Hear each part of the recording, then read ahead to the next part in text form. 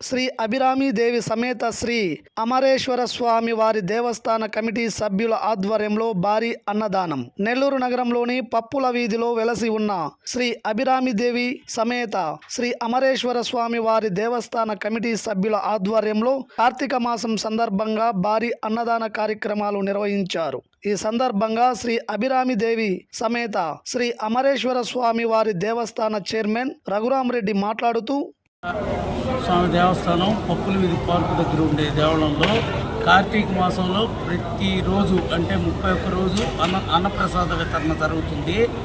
సోమవారం పూట 1200 నుంచి 1500 మంది వస్తారు. మామూలు రోజుల్లో 700 నుంచి 900 మంది వస్తారు. అందరికీ అన్ని రకాల గల వంటలతో భోజనం, వడ, పలావు అన్ని రకాలు పెడతారు. అది 5 ఏళ్ళ నుంచి జరుగుతూ ఉంది. ఇంకా కూడా దాతలు వస్తే ఇంకా కంటిన్యూ చేయాలనే మా ఆలోచన. ఓం నమః శివాయ. పప్పులేని పార్కులోని నిత్యాన్నదానం అంటే ఈ కార్తీక మాసంలో 30 రోజులు నిత్యాన్నదానం జరుగుతుంది.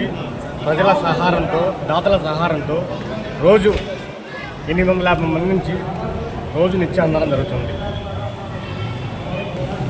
జరిగే ప్రతినిత్యం అన్నదానంలో అయ్యప్ప స్వామిలో 300 మంది దాకా వస్తారు. పరువు దాతలు వస్తారు. విడిగా భక్తులు అందరూ వస్తారు. లొకేషన్ చెప్పండి. లొకేషన్ పప్పుల వీధి అభిరామి దేవి సమేత అమరేశ్వర స్వామి దేవస్థానం, పప్పుల వీధి, నెల్లూరు.